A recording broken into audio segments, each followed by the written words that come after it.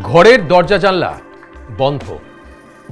ঘরের মধ্যে রয়েছে দুটি মৃতদেহ, যাদের অ্যাসিড দিয়ে প্রতিদিন পোড়ানো হচ্ছে একটু একটু করে, যাতে দুর্গন্ধ বাইরে না বেরোয় তার জন্য ছড়ানো হচ্ছে সুগন্ধি।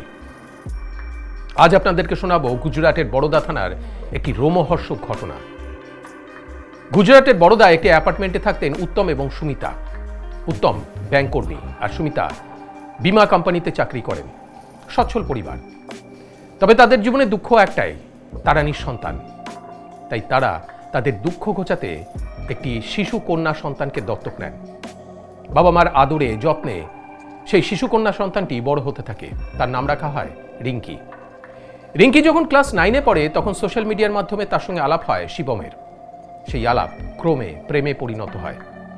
কিন্তু এই খবরটা যখন বাড়িতে জানাজানি হয় তখন প্রথমে তাকে বোঝাবার চেষ্টা করলেও পরবর্তীকালে উত্তম এবং সুমিতা তাকে পরিষ্কার জানিয়ে দেন যে কোনো অবস্থাতেই তারা এই সম্পর্ক মেনে নেবেন না। কিন্তু এই কথা মানতে নারাজ রিঙ্কি সে শিবমকে নিয়ে এক ভয়ঙ্কর পরিকল্পনা করে। প্রথমে উত্তম আর সুমিতার খাবারে ঘুমের ওষুধ মিশিয়ে দেওয়া হয়। তারপর শিবমকে সে বাড়িতে ডেকে নেয়। শিবমকে নিয়ে উত্তম এবং সুমিতার মুখে বালিশ চাপা দিয়ে তাদের মেরে ফেলে। তারপর মৃত্যু নিশ্চিত করতে ছুরি দিয়ে তাদের গলাটা কেটে দেওয়া হয়। এরপর তাদের এই কুকর্ম ঢাকতে তারা ঘরের দরজা জানলা সব বন্ধ করে দেয়।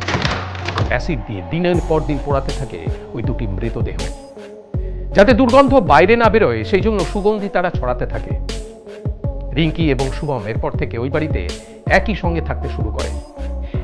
এই বাড়ির পাশেই একটি ফ্ল্যাট উত্তম ভাড়া দিয়েছিলেন।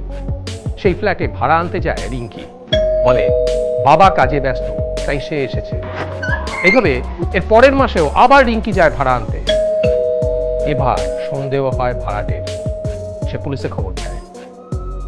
বাড়ি থেকে উদ্ধার হয় উত্তম এবং সুমিতার পচা গলা পোড়া মৃতদেহ। ভাবুন একবার, কি সাংঘাতিক ঘটনা। সন্তানকে আদরে যত্নে স্নেহে মমতায় বাবা মা বড় করছিলেন, অথচ তার হাতেই তাদের কি করুণ পরিণতি। তাই সন্তানদের বড় করার সময় শুধুমাত্র অভিভাবক সুলভ আচরণ করলেই চলবে না।